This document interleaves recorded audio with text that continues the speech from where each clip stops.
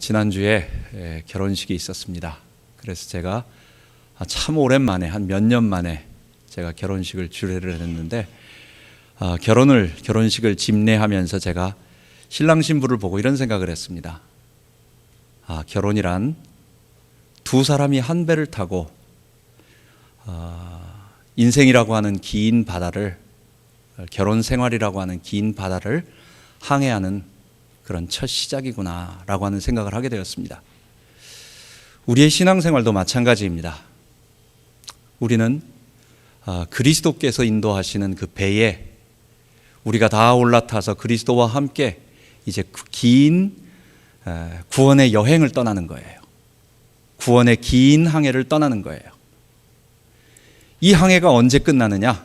우리 찬송에 부른 것처럼 큰 풍파가 있든지 늘 잔잔한 강 같은지, 어떨 때는 파도가 쳐가지고 풍랑 속에서 힘들어하기도 하고, 어떨 때는 잔잔해서 태평양에 아주 그냥 고요한 바다처럼 지나가기도 하고, 이런 모든 과정들을 지나면서 여러분, 우리가 이 긴 신앙생활, 구원의 긴 여정, 구원의 긴 여행, 롱 저니를 언제 끝낼 수 있을까요?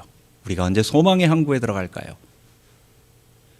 여러분, 그것은 우리 주님의 재림과 우리 몸의 부활이 이루어지는 그때, 또 바로 그 전에는 아마 우리가 먼저 죽어서 육체의 썩음과 해체가 오고 우리의 영혼이 잠시 하나님 보좌 우편에 하나님과 같이 또 그리스도와 함께 천국에 있을 때, 그때 아마 우리가 좀 쉼을 얻게 될 것입니다. 그 이전까지는 아닐 것입니다. 어떤 사람들은 왜 신앙생활이 이렇게 힘드냐? 왜 이렇게 어렵지? 여러분, 신혼여행과 결혼생활이라고 하는 긴 여정은 결혼한 사람들만 하는 거예요. 여러분, 구원의 긴 여행, 구원받은 사람만 할 수 있는 겁니다. 구원을 받고 그리스도로 말미암아 영생을 얻고 생명을 얻은 자가 이제 그 구원의 여행을 떠나는 거지, 구원받지 못한 사람은 떠나지도 못하는 거예요. 여러분, 우리의 인생이 소망의 그 항구에, 잔잔한 항구에 들어갈 때까지 그 소망, 우리의 바라는 소망이 뭡니까? 우리 주님께서 재림하시고 우리의 모든 죄들이 다 부활로 인해서 없어지고 씻어지고 용서받고 제거되고, 우리를 그동안 유혹하던 사단, 참소하던 사단, 우리를 무섭게 공격하던 그 사단이 저 지옥의 영영이 타는 불에 갇혀서 이젠 더 이상 사망이 없는, 눈물이 없는 그곳에 도달할 때인 것입니다. 이스라엘 백성이 우리와 똑같이 애굽을 출애굽해서 광야를 지나면서 꿈을 꿨을 거예요. 가나안만 들어가면 만사 오케이, 가나안만 들어가면 더 이상 고생도 없고, 이렇게 돌아다니면서 텐트 치는 것도 없고, 돌아다니면서 무슨 아말렉, 아모리, 모압 이런 사람들의 공격받지도 않고, 거기는 이제는 고생이 없고 이제는 행복만 있다 생각을 했는데, 여러분, 요단강 건너가서 어떻게 됐습니까? 그들에게는 7년이라고 하는, 대략 그렇게 생각을 합니다. 여호수아가 정복 전쟁을 다 끝났을 때가 7년 정도의 긴 시간과, 그리고 나서 사사시대라고 하는 거의 350년 정도의 기간, 가나안 땅에서 딱 한 번 평화의 시대가 있었어요. 그때는 언제냐면 우리 그리스도의 모델이 되는 다윗 왕 시대, 그리고 그 다윗의 후손의 그 다윗 왕의 아들, 하나님의 아들로 대표되는 그 다윗 왕의 아들 솔로몬 고시대, 다윗과 솔로몬 고시대에 잠깐 한 몇십 년 정도의 평화와 안정이 있고, 그 외에는 계속해서 어려움과 바벨론과 아수르와 어려움들이 계속 있는 것입니다. 여러분, 우리 마음을 단단하게 먹읍시다.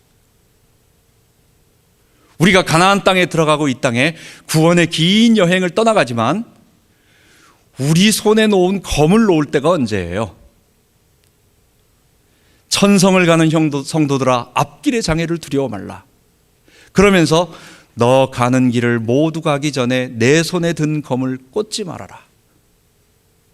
여러분, 우리 주의 재림과 우리 몸의 부활이 있기 전까지 우리 주 예수 그리스도께서 다시 영광의 왕, 만왕의 주, 심판의 주로 오시기 전까지 여러분, 우리에게는 끝까지 이 죄와 전쟁은 끝이 없을 것이고, 또 우리는 계속해서 우리를 공격하고, 또 우리뿐만 아니라 이 세상을 죄로 더럽힌 모든 죄의 세력과 이 죄의 세력을 정결케 하는 그 일에, 하나님 나라 확장하는 일에 성도로서 우리는 구원 여행을, 그것을 해나가면서 그 소망의 항구까지 도달하는 것입니다. 우리 잊지 말고 마음을 강하게 먹읍시다.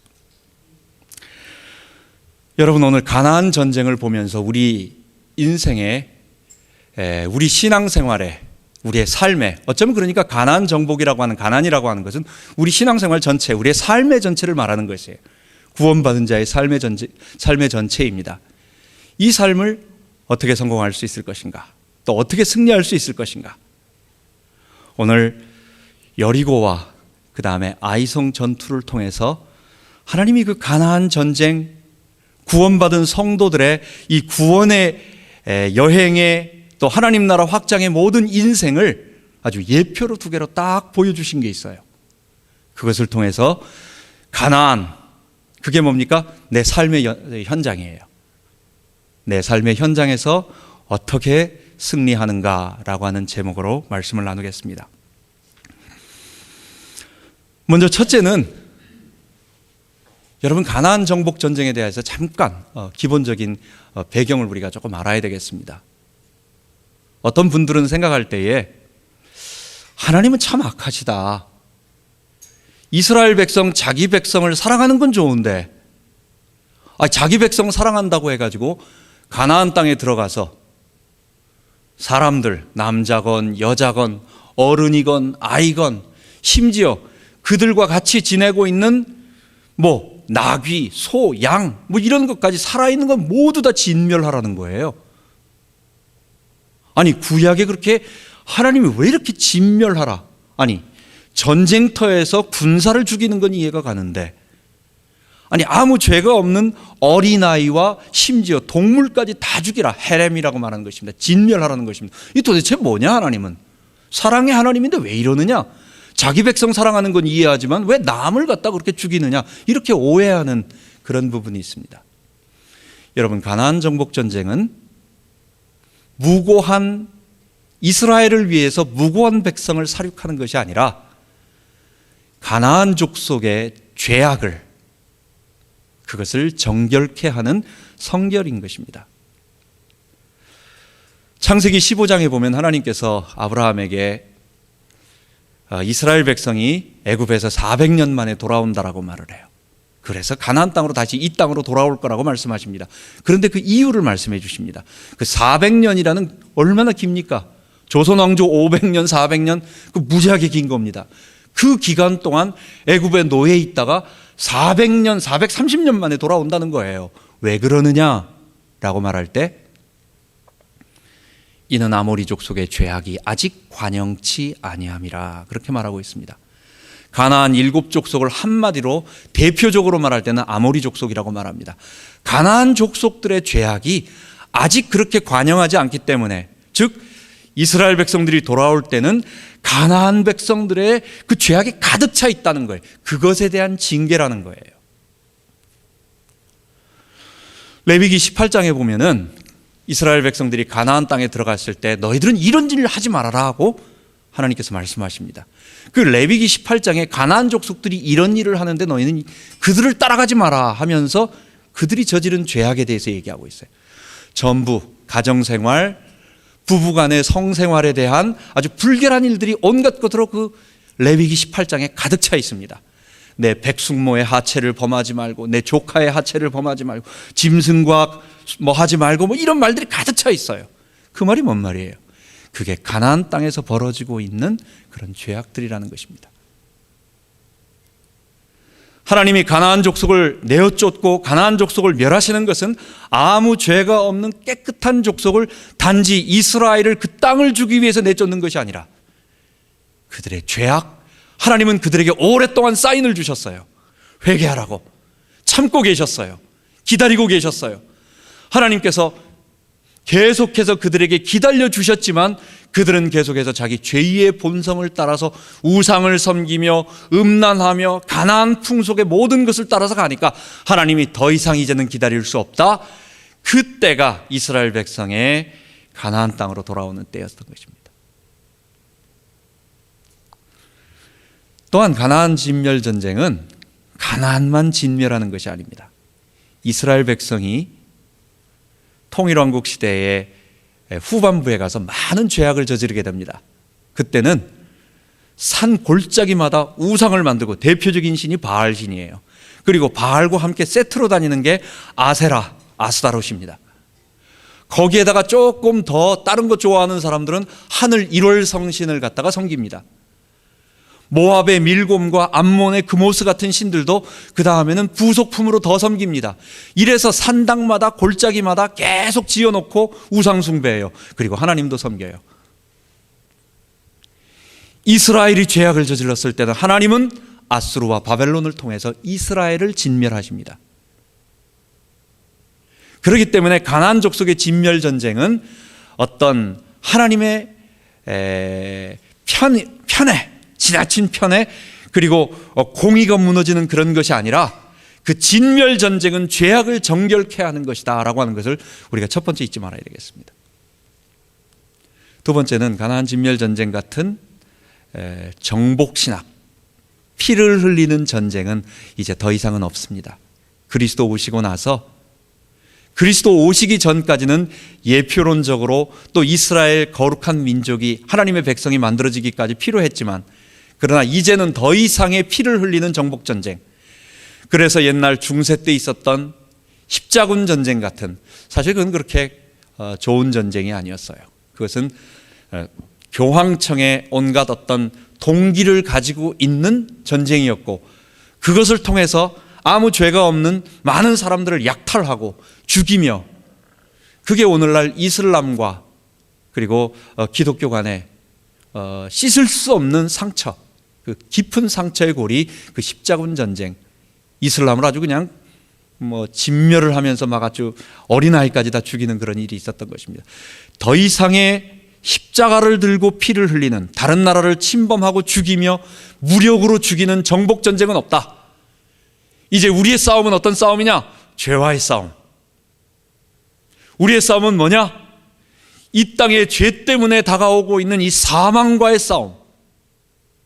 죄의 문화, 사망의 문화, 그리고 그 죄와 사망으로 둘러싸여 있는 이 세상을 그리스도의 보혈로 정결케 하는 거룩한 전쟁, 이것만 우리에게 있는 것입니다. 그래서 우리는 가나안 전쟁에 대한 기본적인 이것들을 배워야 되겠습니다. 자, 그러면 본론으로 들어가서 어떻게 하면 하나님이 주신 가나안 땅 전체를 우리가 승리하고 이길 수 있느냐? 가나안 땅 들어가는 것은 강 하나 건너면 되는 것, 그런 것이 아니었습니다. 그 안에는 굉장히 많은 일들이 있습니다. 강을 건너자마자 첫 번째 견고한 성 여리고가 있습니다. 저 남부 쪽에는 예루살렘 그쪽부터 시작해가지고 연결된 그 아모리의 5 왕의 연합군이 있습니다. 저 북쪽에는 여리고에 아마 한 5, 6배가 더 큰 이 가나안 전체의 가장 강력한 왕 하솔이라고 하는 땅이 있습니다. 왕이 있습니다. 그 하솔 성과 도읍이 하솔이고, 그 왕이 그의 동맹하고 있는 군사들 굉장히 많은, 아주 메뚜기처럼 많다라고 표현을 합니다. 여호수아서에는 그렇게 많은 군사와 함께 저 북쪽에서 딱 버티고 있어요. 여러분, 우리 인생도 그런 것입니다. 우리가 구원을 받고 예수 믿고 하나님의 성령이 우리 안에 거하시고 우리가 천국의 소망을 가지고 걸어가고 아주 당당하게 믿음으로 나아가지만 막상 우리 앞에 처음으로 딱 들이닥치는 것은 이게 그 이전에 봤던 오합지졸 같은 쪼무레기들이 아니라 아주 철벽 같은 이중성벽으로 되어져 있는 이 여리고를 만나게 되는 거예요. 그리고 조금 더 지나가 보면은 그냥 강력하게 무장되어 있는 이런 큰 군대들의 연합군들이 자리 잡고 있는 거예요. 여러분, 우리가 여기서 어떻게 이기겠습니까? 우리가 주일날에는 은혜 받고 하나님 이번 일주일도 우리가 성령의 인도 따라서 하나님의 은혜를 따라서 승리하겠습니다. 아멘 할렐루야 하고 월요일날 딱 나가보면 현실에 부딪힐 때 우리는 거대한 빅타워, 어마어마한 여리고 앞에 딱 서서 벌써 이걸 어떻게 넘어가지? 이걸 회피할 수도 없고 또 이길 수도 없고 하는 그런 것 앞에 서서 우리가 마음 한구석에 두려워하며 떠는 우리의 현실, 그것입니다. 여러분, 오늘 말씀을 통하여 우리 가나안에 우리에게 주신 우리 삶의 현장, 그리스도인의 삶의 현장, 이것은 구원을 얻기 위해 공덕을 쌓는 기간도 아니고 나를 닦아서 어느 정도 구원에 들어갈 수 있는 뭘 사이즈를 맞추는 것도 아니고 이미 얻은 구원받은 자가 하나님의 백성으로서 구원의 긴 여행을 떠나면서 하나님의 나라를 확장하고 또 이 죄와 싸우는 현장에서 이기는 그것, 여러분, 그 승리하는 방법 우리가 알기를 원합니다. 첫 번째입니다. 이 전쟁의 주인이 누구인가라고 하는 것을 아는 것입니다. 여리고성은 정복하는 방법이 좀 독특했습니다. 여호수아가 백성들을 이끌고 요단강을 건너고 길갈에서 애굽의 수치 할례를 행하고 다 할례를 행하고 그리고 그 땅에 여호와 앞에 제사를 드리고 나서 이제 처음으로 만나는 게 누구냐? 여호와의 군대 장관을 만나는 거예요. 여호와의 군대 장관이 나타나서 바로 그에게 있을 여리고 성에 전투하는 방법을 말합니다. 여호와의 사자, 여호와의 군대 장관, 하나님의 사자. 근데 이런 여호와의 사자나 하나님의 사자들은 항상 하나님과 동격으로 말을 해요. 천사는 하나님, 자기가 천사 하나님의 대리자라고 얘기를 하고 그분이 이렇게 말씀하셨다 이렇게 전달하는 거지, 하나님의 사자가 나타난 다음에 그 다음에 여호와의 이름으로 말을 해요. 여호와처럼 얘기를 해요. 이건 뭡니까? 그래서 우리는 구약에 현현한 모든 하나님의 사자, 하나님과 동격처럼 얘기하고 있는 그런 하나님의 천사나 이런 것들은 성육신하신 그리스도다, 이렇게 보는 것입니다. 여호와의 사자, 군대 장관이 여호와의 이름으로 나타나요. 우리는 성육하신 그리스도라고 볼 수 있는 것입니다. 그분이 여호수아에게 말을 합니다. 이 여리고성을 건널 때는, 넘을 때는 다른 거 하지 말아라.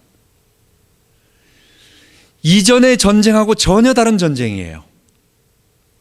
아말렉과 싸울 때, 아니면은 모압, 바산왕 시온, 아모리왕 바산왕 옥과 시온, 아모리왕 시온과 이런 것과 싸우는 전쟁과는 전혀 다르게 아무 말도 하지 말라는 거예요. 너희들 아무 말도 하지 말아라. 너희들 내가 가르쳐주는 대로 성을 하루에 한 바퀴씩 돌아라. 무장한 자가 맨 앞에 서고 제사장이 7나팔을 들고 7명이 나팔을 불고 하나님의 언약궤가 뒤따르고 그리고 무장한 자들이 뒤따르면서 한마디 소리도 내지 말고 조용하게 그 성을 7바퀴, 하루에 한 바퀴씩 돌아라. 그리고 6번 돌고 6일 돌고 그리고 맨 마지막에 7바퀴 돈 다음에 제사장이 나팔을 불 때 큰 소리로 외쳐라. 여러분, 모든 전쟁이 다 그런 게 아니었어요. 지금까지 그런 전쟁을 해본 적도 없고 앞으로 싸워야 할 기브온 전투라든지 아니면 저 하솔, 북방 하솔 전투라든지 이런 데서도 전혀 이런 방법을 쓴 적이 없어요. 딱 한 번만 이런 것입니다.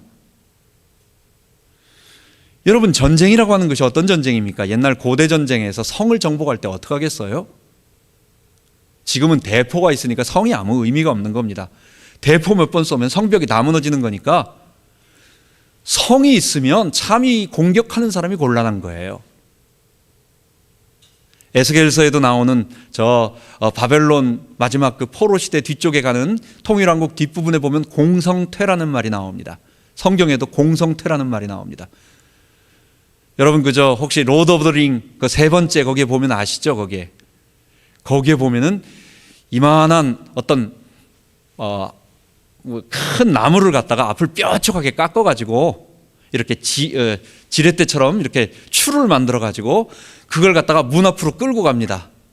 그 다음에 그것으로 북을 치듯이, 종을 치듯이 있잖아요. 보신각 종 치듯이 큰 이렇게 나무를 이렇게 뚱뚱 치잖아요. 그 앞을 뾰족하게 깎아가지고 사람들이 손으로 들었든지 아니면 어깨에다 맸든지 아니면은 큰 바퀴를 남은 나무에 해가지고 이렇게 추처럼 그네처럼 만들든지 성벽 앞에다 딱 갖다 놓고 문 앞에 갖다 놓고 있는 힘을 다해서 공성태로 쳐서 성벽을 무너뜨리고 그 성문을 무너뜨리고 뚫고 들어가는 겁니다. 그럼 위에서는 가만히 있습니까? 방어하는 사람은 가만히 있습니까? 그 위에서 화살을 계속 쏘든지 뭐 불을 던지든지 뭔 수를 내겠죠. 그 방법이 아니면 또 어떤 일이 있을까요? 성벽에다가 사다리 걸고 올라가는 겁니다. 그러면 공격하는 사람들은 거기서 굉장히 방어하겠죠. 그러니까 공격하는 쪽에서는 방어하는 쪽보다는 엄청난 인명피해 있는 것입니다. 고대의 성전쟁은 그런 전쟁입니다. 막대한 희생을 치르고 우리가 무조건 정복하겠다 그러면 치르는 전쟁이에요. 아니면 성을 둘러싸고 나서 기다리는 겁니다. 오랫동안 기다리면 성 안에 있는 사람들 먹을 게 떨어지면 항복하고 손드는 거, 이건 너무 오랜 시간이 걸려요. 바로 뚫고 들어가면 너무 많은 인명피해가 나고 오랫동안 기다리면 사실 먹을 건 자기들도 없거든요. 기다리는 사람도 잘 얼마 없거든요. 성벽 전쟁이 그런 전쟁이에요. 기다릴 수도 없죠. 뚫고 들어갈 수도 없죠. 여리고성을 본 사람들의 고고학자들이 볼 때는 성벽이 외벽이 있고 안에 내벽이 있다라고 그렇게 표현을 하고 있습니다. 어쨌든 여리고성이 무슨 서울만큼 엄청나게 큰 성은 아니지만 그러나 그것이 쉽게 넘어갈 수 없는 강력한 성이었던 것, 견고한 성인 것은 분명한 것입니다. 하나님께서 말씀하십니다. 여호와의 군대 장관 현현하신 그리스도께서 바로 여호수아에게 말할 때 아무 소리 내지 말고 내가 여호와의 언약궤를 끌고 돌 때에 너희들은 내가 하는 거 보라는 거예요. 6바퀴 6일 동안 돌고 7바퀴 돌 때에 소리 한번 질러라. 이거 지금 대북 심리전 방송하는 게 아닙니다. 사람들 공포에 떨게 아무 소리 안 하고 뱅뱅뱅뱅 돌면 사람들 보고 놀래가지고 두려워하게 만드는 그런 심리전이 아니에요. 지금 이건 하나님께서 이 전쟁은 내가 하는 싸움이다. 이 가나안 전체를 정복하는 싸움은 너희들의 도움이 필요한 것이 아니라 내가 하는 싸움이니까 너희들은 여기에 대해서 가타부타 얘기하지 말고 이전에 너희들이 봤던 싸움에 대해서 뭐라고 얘기하지 말고 내가 하는 것을 조용하게 보고 묵묵하게 보고 내가 시키는 대로 해라. 그게 사실은 여호와의 군대 장관이 여호수아에게 말했던 핵심적인 얘기였어요. 조용하게 돌고 왜 도는지도 몰라요. 어떤 일이 일어날지도 몰라요. 하여간 도는 거예요. 그리고 마지막 외치라고 할 때 외치는 것입니다. 여러분, 우리 인생에 가나안 땅에 있습니다. 하나님이 주신 약속의 땅입니다. 이 땅은 이미 구원 얻은 자들에게 주어졌고 구원의 긴 여행 속에서 우리가 살아가야 할 삶의 터전입니다. 여기서 우리가 어떻게 이기겠어요? 이 전쟁이 누구의 전쟁인가를 알아야 되는 거예요. 이 싸움, 죄와의 싸움, 사단과의 싸움, 또 이것이 우리 실제 삶의 현장에서는 불신 세력과 또는 불신자들과의 어떤 경쟁 속에서의 우리가 경제 활동도 해야 돼요. 그들과의 삶 속에서 우리가 어떻게 신앙을 지키며 구원받은 백성으로서 승리할 수 있느냐? 마음속에 잊지 말아야 할 것 하나 있습니다. 이 전쟁의 주인은 내가 아니라 하나님이시다라고 하는 걸 아는 것입니다. 우리 대장, 우리 주님, 육체가 되신 그리스도, 우리 주님, 그리고 우리의 아버지, 우리의 만왕의 왕, 만주의 주가 되신 우리 하나님, 그분이 이 싸움을 진행하고 계시고 우리는 그 뒤를 따라가는 자들임을 알아야 돼요. 우리의 인생의 모든 핵심이 바로 그거예요. 가나안 정복 전쟁 전체의 가장 대표되는 전쟁 하나를 주님께서 샘플로 보여주시는 거예요. 그 다음부터는 하나님께서 이스라엘을 싸우게 하십니다. 친히 싸우게 하십니다. 그러나 첫 번째 되는 모델 되는 전쟁에서 아무도 부인할 수 없게 한 가지를 보여주시는 거예요. 그게 뭡니까? 아무 소리 하지 말고 내가 시키는 대로 성벽을 돌아서 하나님의 말씀을 따라서 성벽을 돌아서 그리고 외쳐라. 여러분, 사람 목소리가 아무리 크다고 해도 외친다고 성벽이 무너지겠습니까? 사람이 아무리 소리를 크게 한번 질러 보십시오. 뭐 수십만 명이 거기서 소리 지른다고 성벽이 무너지겠어요? 그런 성벽은 성도 아니죠, 그거는. 여호수아가 백성들에게 그런 하나님의 말씀 전달해 줬을 때 사람들은 속마음속에서 그런 생각을 했을지도 몰라. 아니, 아무리 소리를 지른다고 해서 성벽이 무너져? 여리고를 발굴했던 학자들은 여리고성의 큰 두 가지를 발견하게 됩니다.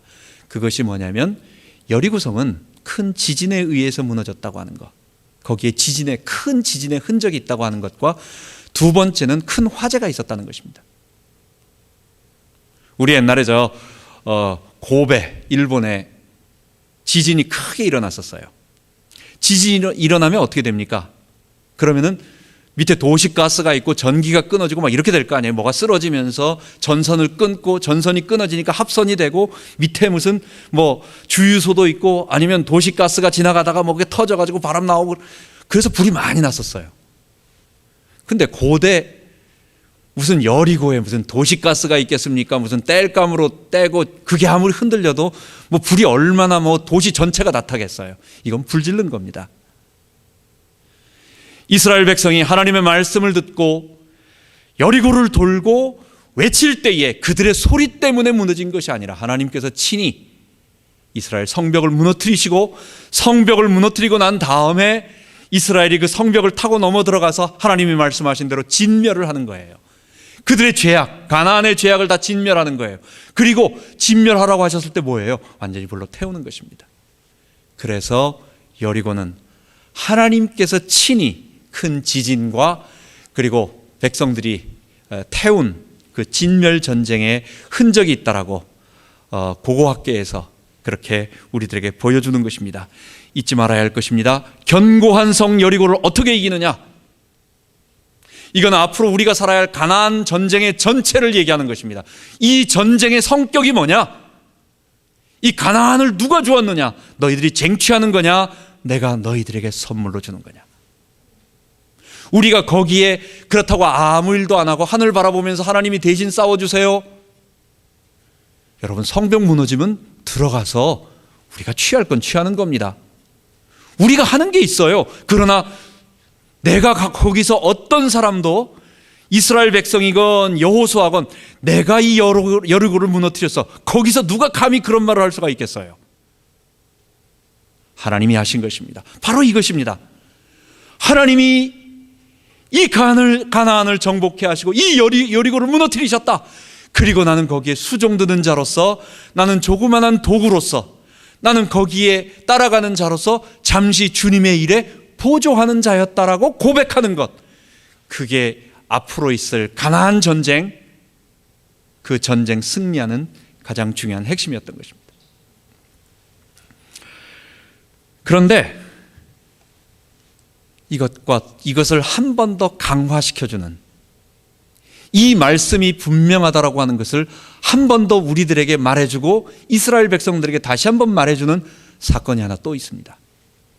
그 여리고에서 얼마 떨어지지 않은 불과 한 2마일 정도, 1마일, 2마일 정도 떨어진 곳에 아이같이 생긴 아이성이 하나 있었습니다. 아주 조그마한 성이었습니다. 그곳을 정탐하고 온 사람이 이렇게 보니까 이거는 너무 작아가지고 우리가 다 안 가도 된대. 군인 2,000명에서 3,000명만 가도 된다. 그러니까 여러분, 성은 그렇게 큰 성이 아니라는 걸 알게 돼요.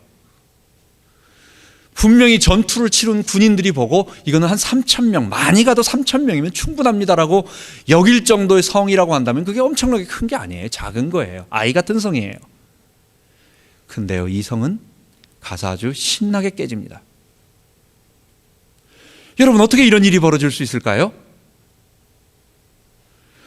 여리고 같은 엄청나게 큰 성, 견고한 성, 문이 굳게 닫혀서 뚫고 들어갈 수 없는 성, 이중 성벽을 가진 성은 너무도 쉽게 이스라엘이 손 하나 대지 아니하고 하나님의 능력으로 이겼는데, 승리했는데 3,000명밖에 안 되는 사람이 가도 한 2,000명이면 충분하고, 아예 넘치게 했을 때는 3,000명, 3,000명이면 된다고 하는, 충분하다고 하는 거기는 가가지고 완전히 실패했나요?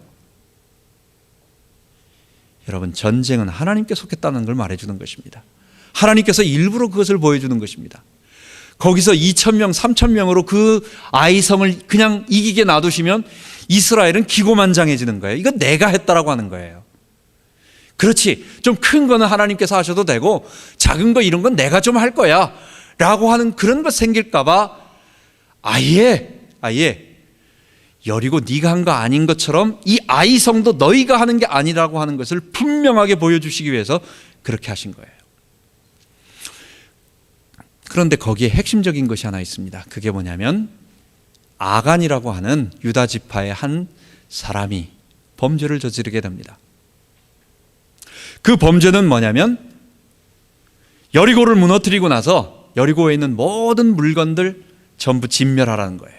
좋은 물건, 소나 양, 가축도 다 죽이고, 그리고 은, 금, 철 같은 것만 여호와의 곡간으로 정결케 해서 드리라는 거예요. 여러분, 이 명령이 얼마나 강력하고 하나님의 말씀으로 분명하게 여호수아가 전달했던지, 전쟁 중에서 이스라엘 사람들이 전쟁이면은 전쟁은 아주 줄 맞춰가지고 착착착착 하는 게 아니에요. 그냥 아비규환이에요. 전쟁이라고 하는 것은 여기저기서 사람 죽어가고 막 집에 들어가고 누구는 숨고 도망가고 쫓아가고 불 지르고 막 이런 일이 벌어지니까 그 여리고 성안은 완전히 그 혼돈 그 자체가 되는 거죠. 전쟁이라고 하는 건 그런 건 아니겠습니까? 근데요, 딱 한 명만 그 명령을 어기는 겁니다. 여러분, 이거 놀라운 거 아니에요? 그러니까 여호수아가 얼마나 분명하게 가르쳤을까? 너희들 여리고에 들어가서 하나도 건드리지 말아라. 어떤 것도 취하지 말고 손대지 말고 은, 금만, 철만 이거는 하나님의 곡간에 드려라. 이게 뭘 의미하는 겁니까?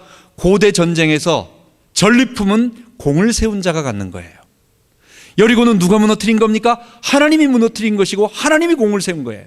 인간이 공 세우는 게 아니에요. 인간이 이 성을 무너뜨린 게 아니라는 것을 보여주시는 거예요. 이 성은 하나님의 전쟁이기 때문에 하나님만 전공을 취하셔야 된다. 전리품은 모두 하나님 것이다. 근데 아간이 그것을 가지고 숨기고 자기가 가진 것입니다. 아간의 범죄는 욕심이기도 하지만, 물건에 대한 욕심이기도 하지만 사실은 그 욕심 때문에 더 중요한 것이 뭐냐?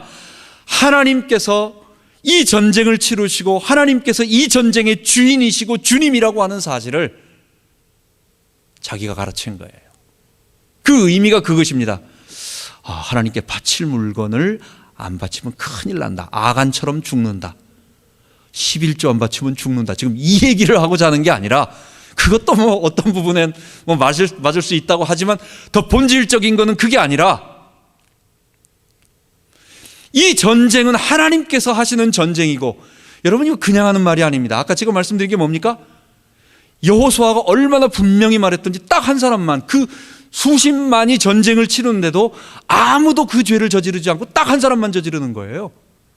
그게 뭔지를 아는 거예요. 근데 아간은 그 욕심 때문에 하나님의 전공을 가로채고 이 전쟁은 나의 전쟁으로 만들어버린 거예요. 자기 주인됨이에요. 여러분, 우리 잊어서는 안 되겠습니다. 여리고와 아이 전투를 통해서, 그리고 그 이후의 전쟁, 많은 전쟁이 있는데 하나님은 그 다음엔 이런 방법을 쓰지 아니하세요. 그때는 전공도 사람들이 나누고 또 백성들이 취하는 것도 있지만, 이 두 개의 전쟁을 통해서 여리고로 가나안으로 들어가자마자 첫 번째 전쟁입니다. 이 전쟁을 통해서 하나님이 가나안 전쟁의 성격을 규정하고 우리에게 말씀하십니다. 누가 주인 될 때 승리하는 거예요? 하나님이 주인 될 때. 아이성을 통해서 다시 한번 이것을 강화시켜 주십니다. 인간이 주인 되면, 아간처럼 자기가 주인 되면, 하나님께서 하시는 일을 너가 가로채면 너 죽는다. 주님께서 그렇게 말씀하시는 거예요. 그게 실패한다라는 거예요. 우리가 이 가나안 삶의 현장에서, 우리 삶의 현장에서 승리하는 방법을 잊지 말아야 되겠습니다. 그렇다고 한다면 이 말씀들을 오늘 우리 삶에 적용해 보면서 한번 말씀을 나눠보도록 하겠습니다. 자기 주인됨을 포기하고 하나님을 주인으로 섬길 때 우리는 가나안 삶의 현장에서 승리할 수 있습니다. 그렇다고 한다면 하나님이 일하시고 나는 아무 일도 안 한다라고 손 놓고 가만히 기다려야 되느냐? 여러분, 그런 것은 아닙니다. 내가 최선을 다하여 일하지만 그러나 하나님이 앞서셨다라고 하는 것을 이거는 아무도 몰라요. 다른 사람도 모르고 나랑 가장 친한 사람도 모르고 아내도 모르고 남편도 모릅니다. 내가 어떨 땐 나도 몰라요. 내 속에 나에게도 속아요. 근데 내 속 저 깊은 곳에 이거 누가 했느냐라고 물어보면 이게 몇 겹으로 포장이 돼 있어가지고 나도 어떨 땐 깜빡 속아. 하나님이 하셨지 뭐. 맞아, 하나님께 나는 지금 다 영광 돌리고 있는 거야. 나는 내 주님이 하나님이야. 나는 내 주인이, 내 왕이 하나님이야 라고 고백하고 있어. 근데요, 그 거풀을 자꾸만 파보고 아무도 없는 곳에서 하나님께서 너한테 정말 그게 내가 한 거냐? 하나님이 한 거냐? 너가 한 거냐? 물어보면 하나님 앞에서 보면요, 이게 아닐 때가 있어요. 우리가 그런 죄인인 것입니다. 우리 잊지 맙시다. 하나님이 주인 되심을 날마다 고백해야 돼요. 여러분, 하나님을 사랑하는 것과 그 다음에 하나님을 위해서 헌신하겠다라고 하는 너무 거룩한 동기, 이 너무 좋은 열심과 하나님의 것이에요. 하나님이 주신 기뻐하시는 일이에요. 근데 그것보다 먼저 하나님이 주인 되는 것은 뭐냐? 내가 주인됨을 포기하는 게 먼저입니다. 우리가 하나님의 일을 열심히 해도, 교회를 열심히 해도, 교회의 많은 봉사와 헌신과 정말 어려서부터 반사 일을 하고 교회 안에서 중직을 맡고 평생을 보내도 그건 분명히 거룩한 일이고 그게 나쁜 마음을 갖고 하는 게 아니에요. 거룩한 소중한 주님을 위한 일이에요. 근데도 자기 주인됨을 버리지 않고 이 자기 주인됨이라고 하는 이 아간과 같은 하나님의 전공을 가로채고자 하는 이것을 가진 채로 그렇게 하는 게 있어요. 우리가 잊지 말아야 돼요. 난 지금 주님을 위해서, 교회를 위해서 진실된 마음으로 열심히 하고 있어. 근데 주님은 그 마음이 진짜냐 가짜냐 물어보기 전에 너 자기 주인됨 포기하고 있니? 이 자기 주인됨이 죄예요. 이게 원죄라고 말하는 거예요. 이 죄를 포기하는 것, 우리 신앙생활 시작, 우리가 구원의 여행, 구원선을 타고 긴 여행을 떠나는데 그 출발 자체는 자기 주인됨의 죽임 포기, 나의 죽음부터 시작하는 것이지 예수와 함께 십자가에 못 박히는 것 때문에 시작하는 거지, 그것 놔두고 주님을 위해서 좋은 일을 하겠다고 거룩한 동기 갖는 것, 그것 갖고는 안 되는 것입니다. 잊지 말아야 합니다. 여러분, 자기 주인됨을 포기하는 것은요, 이 벼랑 끝에 매달린 사람이 손 놓는 거하고 똑같습니다. 여러분, 이거는 힘든 일이 아니고 불가능한 일입니다. 벼랑에 매달린 사람에게 손 놔보라고 얘기해 보십시오.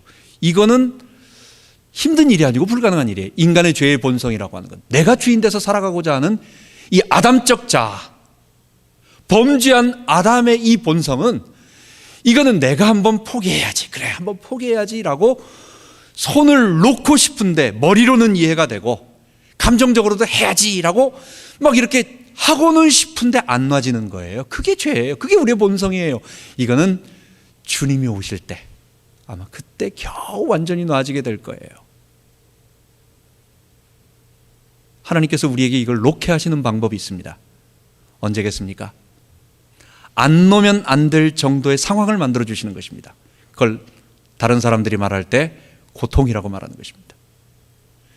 우리가 힘들어서 막다른 골목에 매달려 가지고 더 이상 좌로도 우로도 앞으로도 뒤로도, 심지어는 그래도 하늘에 조금 구멍 비탄하는 보게 만들어 놨어요. 그거 하나만 남겨놓고 어디 갈 데가 없어가지고 힘들어요. 코너에 몰렸어요.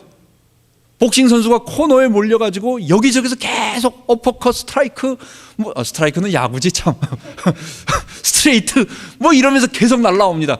근데 그게 운동 경기면은 이 권투장갑 내팽개다 치고 그만해, 나 안 할래 하고 내려가면 되겠지만, 이게 인생의 삶의 현장에는 그럴 수 없다고요.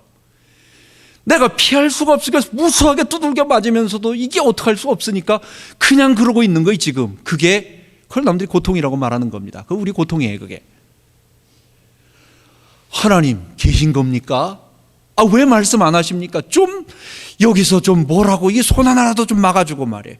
좀 여기서 나한테 귀에다 뭐라고 말해줘가지고 내가 너를 사랑한다 뭐 이런다든지, 아니면 뭐 몇 날 몇 시쯤 되면 이제 그만 없어질 거다라든지, 뭐 동쪽에서 귀인이 와가지고 돈이 얼마 생길 거라든지, 뭐 이런 뭐 흔적이나 뭐라도 좀 말해주면 조금이라도 힘을 내가지고 버틸 텐데 안 말씀 안 하시는 거예요.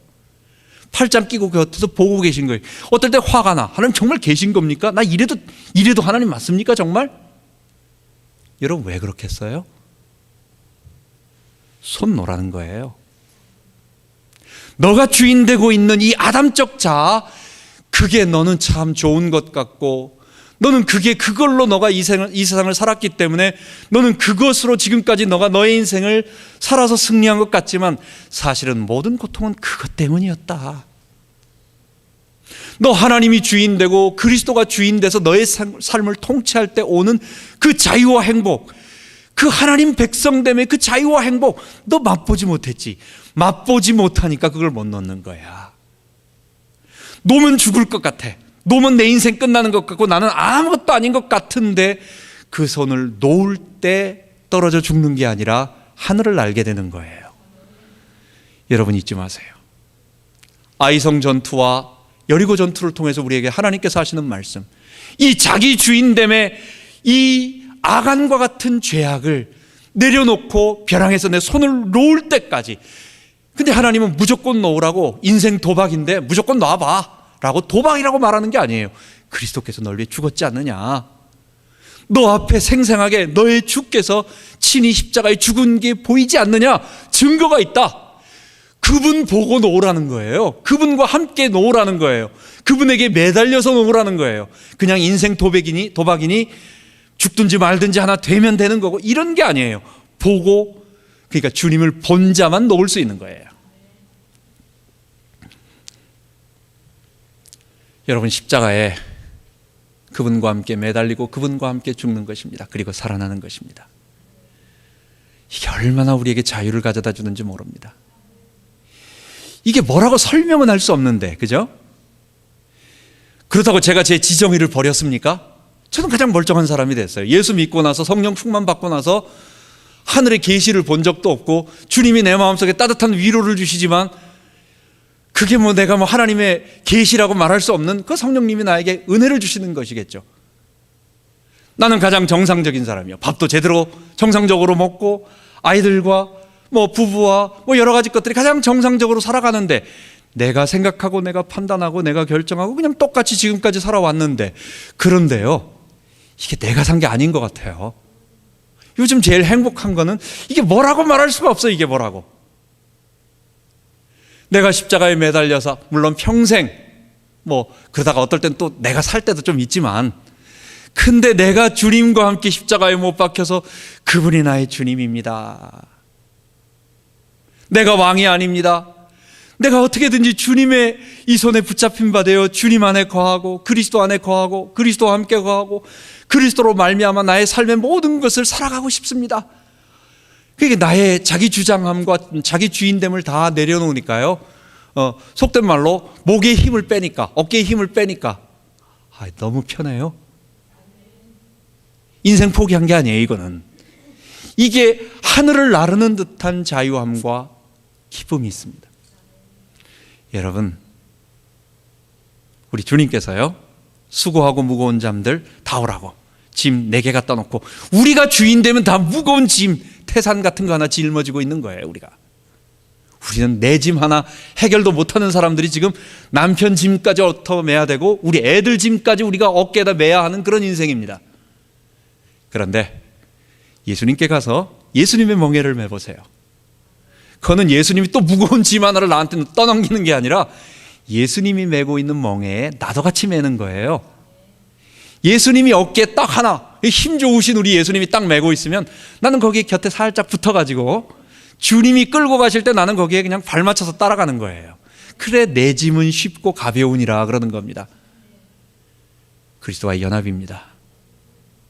십자가에 매달리신 예수와 함께 여러분들 같이 나의 자기 주인됨을 못 받고 그분과 함께 그때 비로소 이 부활 생명이 우리에게 임하면서 죄 용서로부터 오는 자유함과 의롭다 칭하심으로부터 오는 이 담대함과 거룩함, 그리고 그리스도께서 내 안에 사셔서 이루는 하나님의 응답이 우리에게 임하는 것입니다.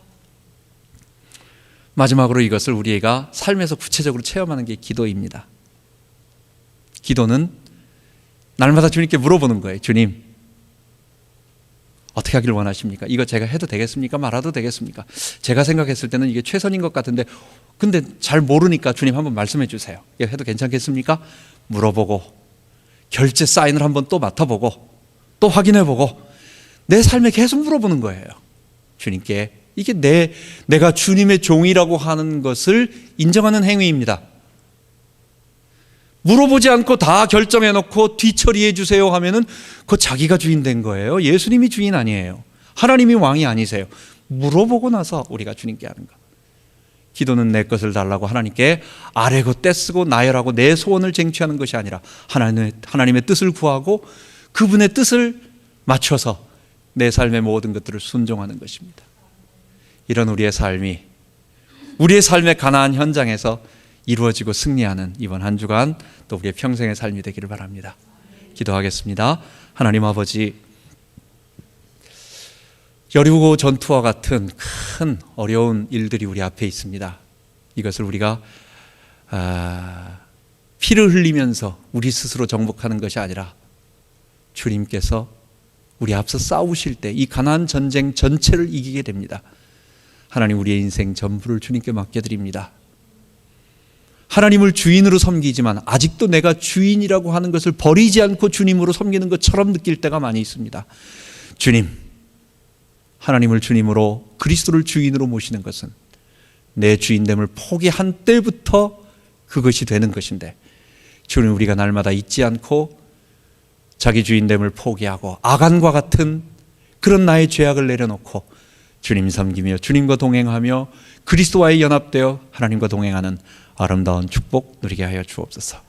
우리 주 예수 그리스도 이름으로 기도하옵나이다. 아멘.